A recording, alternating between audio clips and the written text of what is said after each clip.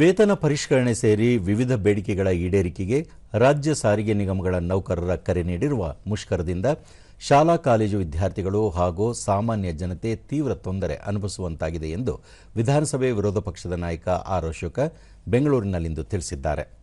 ಸುದ್ದಿಗಾರರೊಂದಿಗೆ ಅವರು, ಸಾರಿಗೆ ನೌಕರರು ಹಗಲು ರಾತ್ರಿ ದುಡಿಯುತ್ತಿದ್ದಾರೆ. 4 ವರ್ಷಕ್ಕೊಮ್ಮೆ ಅವರ ವೇತನ ಪರಿಷ್ಕರಣೆ ಸಾಮಾನ್ಯವಾಗಿದೆ. ಅವರ ನ್ಯಾಯಯುತ ಬೇಡಿಕೆಗಳನ್ನು ಸರ್ಕಾರ ತಕ್ಷಣ ಈಡೇರಿಸಬೇಕು. ಆ ಮೂಲಕ ಸಾರ್ವಜನಿಕರಿಗೆ ಎದುರಾಗಬಹುದಾದ ಸಮಸ್ಯೆಗಳಿಗೆ ಪರಿಹಾರ ಕಂಡುಕೊಳ್ಳಬೇಕು ಎಂದರು. ಮಹಿಳೆಯರಿಗೆ ಉಚಿತ ಬಸ್ ಸಂಚಾರಕ್ಕೆ ಅವಕಾಶ ಕಲ್ಪಿಸಲಾಗಿತ್ತು.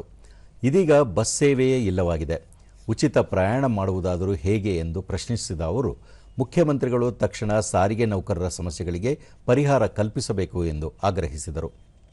ನಿಮ್ಮ ಹತ್ರ ದುಡ್ಡು ಸರ್ಪ್ಲಸ್ ಇದೆ, ಯಾಕೆ ಅವ್ರಿಗೆ ಅವರ ಹೊಟ್ಟೆ ಮೇಲೆ ತಣ್ಣೀರು ಬಟ್ಟೆ ಹಾಕ್ತೀವಿ?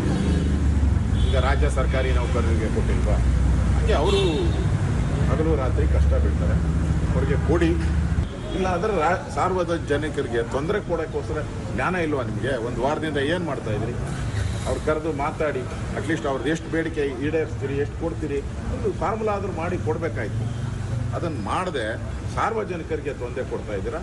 ಈ ಒಂದು ಬೇಡಿಕೆಯನ್ನು ಈಡೇರಿಸಬೇಕು ಅಂತೇಳಿ ಆಗ್ರಹವನ್ನು ಮಾಡ್ತೀವಿ.